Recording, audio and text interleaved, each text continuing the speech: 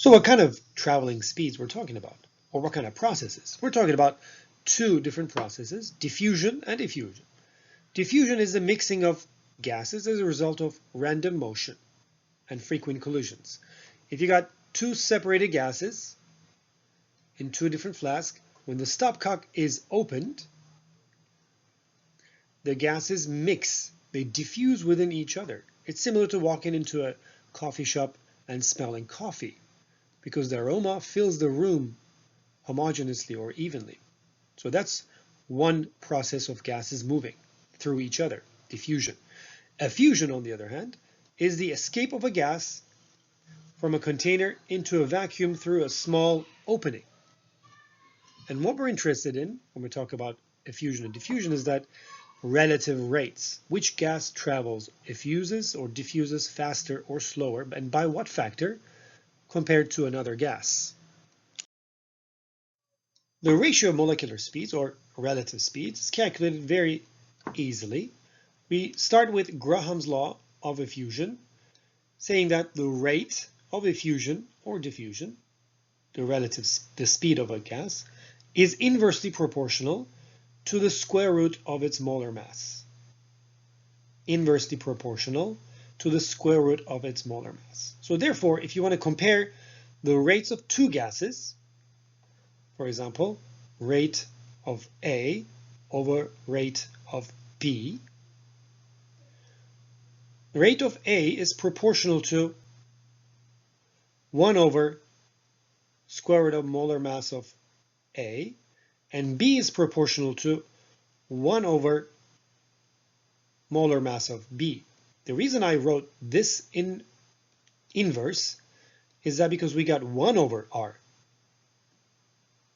So this ratio is then equal to, you can combine the terms in the square root, that rate of effusion of A divided by rate of effusion of B, relative speeds, is equal to square root of molar mass of B divided by molar mass of A. Pay attention to the inverse proportionality. A is in the bottom, molar mass of B is on top. Now, if you're talking about time of travel, remember, rate is inversely proportional to time. Rate is equal to measured in meters per second, right? If rate increases, time decreases. So if you're comparing the times of effusion of A and B, then the proportionality is direct. A on top, B in the bottom, B in the bottom. For example, let's see how much faster a helium atom moves, on average, than a carbon dioxide molecule. We're trying to find the relative speeds of helium to carbon dioxide. So we have to, in square root, use the inverses of their molar masses. Because we start with CO2 in the bottom, its molar mass must be on top. Because we start with helium on top, its molar mass must be in the bottom. Which gives us a ratio of 3.316, which means that on average, helium atoms move 3.316 times faster than CO2 molecules. This is their relative rate of effusion. Let's find the rate of effusion between hydrogen and helium. You don't have to pick any particular gas to be A or B, just be random. Let's say our gas A is hydrogen, gas B is helium. Hydrogen has a molar mass of roughly 2 grams per mole. Helium has 4 grams per mole. So the relative rate of effusion of hydrogen to relative rate of helium is equal to the square root of the molar mass of helium 4 divided by the molar mass of hydrogen, which is 2, which is equal to square root of 2, which is equal to 1.4. So which one is traveling faster? Hydrogen over helium is greater than 1. Therefore, hydrogen is traveling faster. And it kind of makes sense. It actually absolutely makes sense because hydrogen has a lower molar mass than helium, therefore it has a higher average speed by a factor of 1.4. By knowing the relative speed of effusion, we can calculate the molar mass of an unknown gas. Let's say we have a diatomic gas that is unknown that moves 4.67 times as fast as carbon dioxide. So let A be our unknown gas and let B be carbon dioxide. This gas is moving 4.67 times faster than CO2, which means that this ratio is 4.67. So for the molar mass of B, we substitute the molar mass of CO2. The molar mass of the unknown is in the denominator, and it's equal to the ratio that was given. From here, you can find the molar mass of the unknown gas, actually, and it calculates to be 2.018 grams per mole. And the gas that matches that molar mass is hydrogen.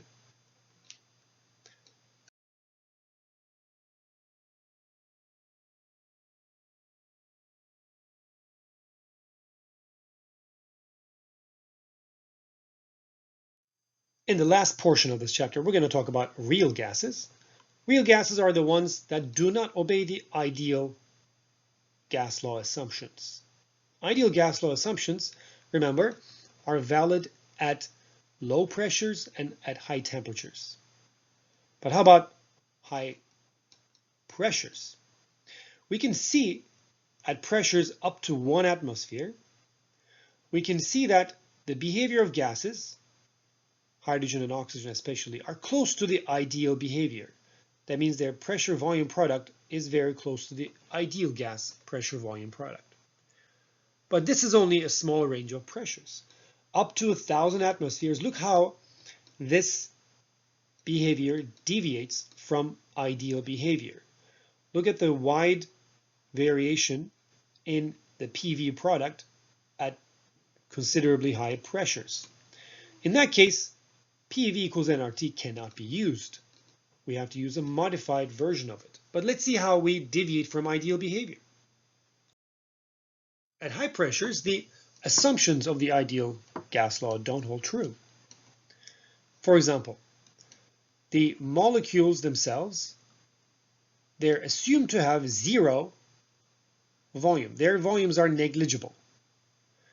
And that's only valid at low pressures. Compared to the size or the volume of the container, the volume occupied by the little spherical gas molecule is negligible. But in the case of high pressure, look how a significant portion of the volume of the container is occupied by the gas molecules themselves. Also, molecular attractions become important at high pressures. For example, this red molecule,